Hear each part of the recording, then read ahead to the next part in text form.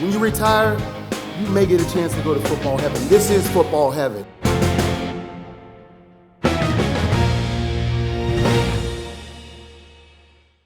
George Veras here. Welcome to the mission.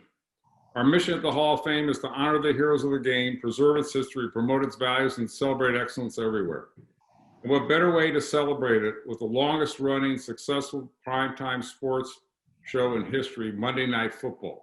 Now we'd like to welcome the third member of the Monday Night Booth, longtime player, longtime executive, and now longtime broadcaster who's entering the pantheon of broadcasting, being in a three-man booth for Monday Night Football, which actually inaugurated the three-man booths in 1969 with Keith Jackson and Howard Cosell and Frank Gifford, is Louis Riddick. Louis, thanks for being on the mission tonight from the Pro Football Hall of Fame.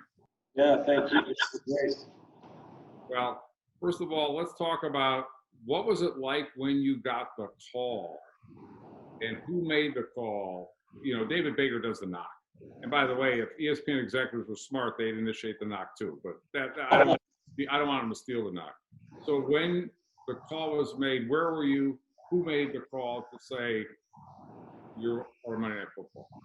Yeah, I was at home, just kind of hanging out, like I think many of us are, you know, at this point in time, just trying to stay safe and keep my family safe. And I got a call from Jimmy Pitaro, the president of ESPN, who I've developed a pretty good relationship with over the past couple of years. And it was one of those conversations where, you know, when I saw his number pop up, I had a feeling that this is what it was going to be about. And he just let me know that, you know, all the hard work that I had put in up to this point had paid off. He knew that this was something that I had really wanted to kind of try and tackle and take on as a challenge in my broadcasting career. He knew how much it meant to me. And he was really happy to kind of deliver the news. And it was quite emotional at different points in the conversation because it made me think back to a lot of the different times in my childhood where I watched Monday Night Football, like many of us did, with my father, you know, on school nights, 9 o'clock, you know, the Monday Night Football comes on, and I was just begging my parents to stay up till at least halftime. I wouldn't make it past one series because I was only a kid. But a lot of those emotions came back, and it was a pretty cool phone call, to say the least. Now, you say you've always wanted it, but weren't you mostly a studio guy at ESPN, if I remember? Yeah, I was. But I think the thing that I've made known since my time there was that whether it be studio or live sporting events, what I wanted was those assignments that presented the greatest challenge to myself. And I wanted the biggest and best assignments we could possibly, you know, come up with. And obviously Monday Night Football is one of those. Actually, live sporting events is one of those. I think if you really want to kind of test and see where you were at and how far you've come as a broadcaster, then analyzing live sporting events is really the pinnacle of that, because there is no, you know, there's no rehearsal, there is no foreshadowing. Really, is, you know, on a consistent basis exactly what's going to happen. You have to react on your feet, and I think that really challenges you professionally. And of course, it's Monday Night Football, which I think all of us recognize the enormity of that brand. And so, if you're going to dream big. That's how I looked at it, and you know, everyone around ESPN knew that that's what I was shooting for, and it's just pretty cool that it all came to fruition. Congratulations. And how's it been under live fire versus the sitting back, as you say, in the studio, absorbing the highlights, reading the notes, and then, you know, doing the post analysis versus the instant analysis? Yeah, I mean, it's been great. It's been something that, you know, I think I'd have to say that I knew, or rather I anticipated that I would adapt to pretty quickly. I got some exposure to it last year doing some Friday night college football with Dave Fleming. And I knew then that it was something I definitely wanted to do and that I thought I had a natural feel for. Obviously, there are things that you have to always continuously work on as far as being quick and concise and smooth with your delivery, getting out before, you know, the next play starts. And those are the kind of things that you're going to be working on a continuous basis. But I think for me, once the game starts, talking about the game, analyzing the game on a surface level and on a deep level has been something I've always loved doing. Going all the way back to my scouting career where I was with Washington and with Philadelphia. The way I looked at it was this. If I can talk about football at the highest level with guys like Andy Reid and the late, great Jim Johnson and Sean McDermott, Doug Peterson and Matt Nagy, all these current NFL head coaches, if I can talk about it on a confident level with them, then I can talk about it on a competent level with anyone because those guys are the best of the best. And I really just try and transfer those kind of things that I did in my scouting career to this, and obviously learn, how to make it all flow and make it all look like good TV. But so far, so good. We're going to continue to work at it and see if we can make the best possible thing that all of us had hoped to make. What have some of the bumps been? I mean, it's a 3-man booth. That's a third less time to begin with versus a 2-man booth. Like you said, you went right into live analysis. Yeah. Obviously, you have great articulation. Your database is huge to pull from. But what have you found some of the challenges? Yeah, I think the number one challenge is when you have 3 people and you have 2 analysts is really trying to make it smooth as far as who's going to take that play, that replay, how much time do you have? Maybe the other analyst wants to get in on that replay as well. So there's a lot of, there's a lot of communication, nonverbal communication that's going on as far as, am I going to do it myself? Am I going to throw it to you? Making sure Steve Levy can get back in and call the next play. I think those are really the big challenges, just making sure that you don't step on one another when you both, as analysts, being Brian Greasy and myself, have a lot to offer on just about any facet of the game, whether it be offense, defense, or special teams. The rest of it, as far as, the communication between the analysts and the trucks, that's all something obviously you can always get better at, as far as calling for highlights, calling for certain camera angles, making sure that communication is smooth. But I wouldn't say that has been something that has caused us any hiccups. It's just making sure that Brian and I in particular are able to be smooth with making sure that we're not talking over each other and letting Steve do his job as well. And I think last week we probably had our best game so far, down there in New Orleans with that game with the Chargers. I think we really hit a sweet spot in that game. We'll see if we can match that going forward. Who gets the telestrator? We both have them. We have 2 of them. So it's I think when you call up, when it's our turn to go and we kind of like look at each other and know who's going to do it, then we can kind of draw as we see fit. And actually, there's been times where, I've kind of drawn on, on top of some of the things that he's done, where he's cleared it and maybe I draw something. And as long as it's, you wouldn't know that there's all that stuff going on behind the scenes, but, we've naturally developed a rapport, I think, as far as, just kind of letting it all happen naturally and setting our ego aside and not wanting to be the, necessarily the smartest guy in the booth, so to speak. And I think if you can do that, then 3-man booths work. If you can't do that, then it's not going to work. Who did you talk to about the job, or who called you up in terms of, some advice? I mean, we talked to Brian. He had the unbelievable opportunity to talk to Keith Jackson because his dad was in the same booth with Keith Jackson, and Keith was the first-year announcer. He gave him a lot of tips. That's a very unusual one. Steve talked to us about, talking with Tirico and Joe Tessitore. Yeah. What about for you in talking to past Monday Night Football alumni? Well, honestly, I mean, what's interesting about that is those guys who were live game analysts in my career, I didn't really bump elbows with them too much. It was mostly just studio people, right? So I didn't really hit up some of the people who had done it previous to me, other than, I talked to Jason Witten, obviously, and I talked to Booger McFarland and just talked to them about some of the challenges that they had and some of the things that they really enjoyed about it. And quite honestly, for me, a lot of the tips and the pointers and the feel that I got for doing this really came from just observing others and watching so many different games. And when I was doing college football, talking to Dave Fleming about the kind of things that he saw successful analysts do and guys who struggled with it, he relayed some of that information as well. So I kind of took a bunch of different things and kind of just compiled them together to say, hey, look, this is what seems like would work here.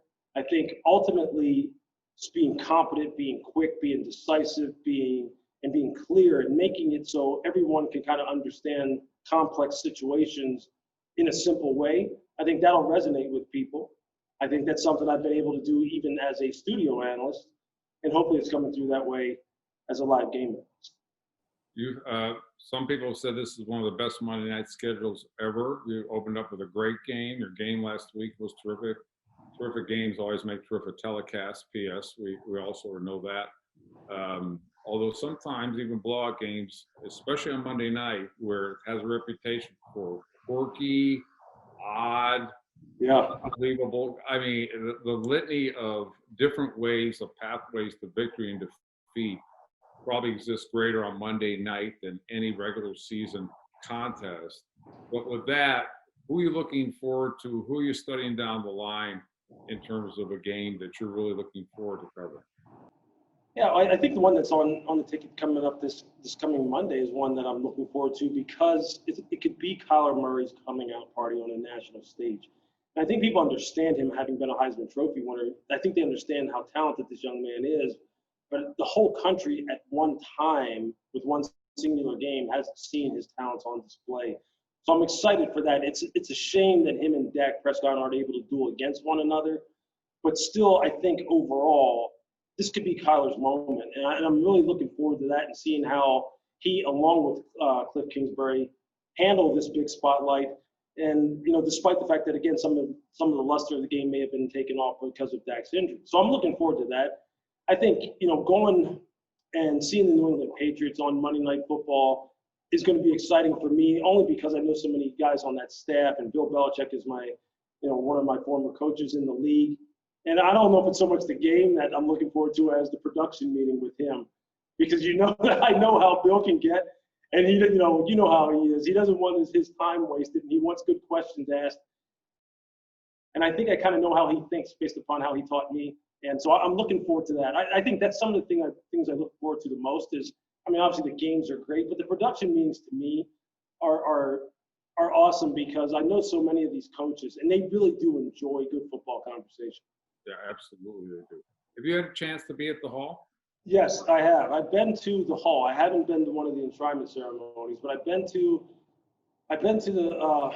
the actual building because I was there in 2004, I believe it was, when I was with Washington. That was Sean Taylor's rookie year when he got drafted in the first round, and I can't remember exactly who we played in the game that year. I was there then. What a beautiful, magnificent facility. I haven't been back since, but I will be. Well, for sure. this is, to Brian, I'll say it to Lisa and to Steve, you have an open invitation. We invite you, and if I include Phil Dean, I was at CBS for 15 years. I knew him the last year as I was leaving. He's in a great litany of CBS guys. The two guys who produce and direct the Super Bowl for Fox are CBS guys. Mark Arnold, who directs it for CBS, a dear friend of mine, a CBS guy. But we would love to have you guys come to enshrinement. Yeah. And, the odds are you're going to know somebody from this great class that's being put together. Obviously, it's going to be Peyton Manning with the shoe-in, Charles Woodson probably, Calvin Johnson, a great chance too. But we'd love to host you.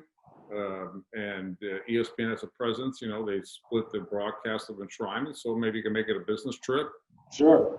Some reason, but you get my number from Derek. Love to, if you have family members to come, because it really is a special place. And you'll see it dramatically different. We have a hologram theater now hosted by Joe Namath, a great Super Bowl theater. But we are the historians of not just Hall of Famers, but everybody in the league. We will have your artifacts at the Hall, your records at the Hall. And I don't know if you got a chance to watch the feature that unveils Centennial Plaza, which was unveiled at halftime of the Browns and Bengals game, which is the city of Canton's ode to the game to kick off the second 100 years. Yeah.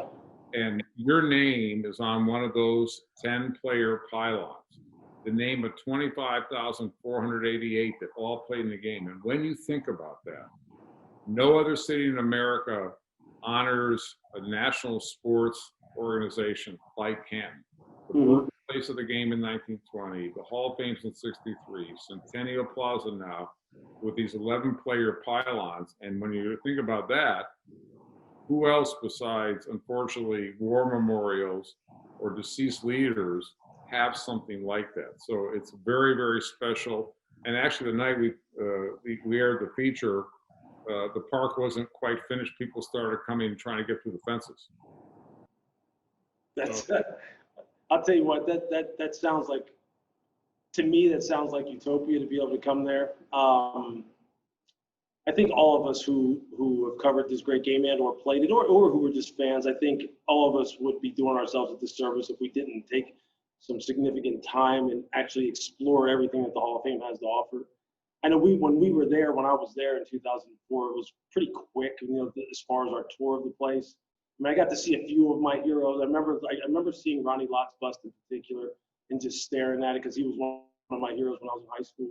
But I'd love to just take a full day or 2 days or however long it would be and just kind of go through all of it because, the only thing that would make it better, quite honestly, is if my father was still alive to be able to go with him there because he knows how much the league meant to me and as a kid, how much I talked about, look, there's just one thing I want to do. There's just one job that I want, and that's just to play football. Well, And he said, well, that's not a job, but that's all I ever wanted to do. So that would be cool. I hope I can get that done. Well, bring the ESPN family. I'll give you a Belichick story. When Ty Law first of all, I was producing games, and I was in those meetings with him when he's with the Browns. Yeah. The Browns' last game when they tore down everything out of the stadium as well. Yeah. So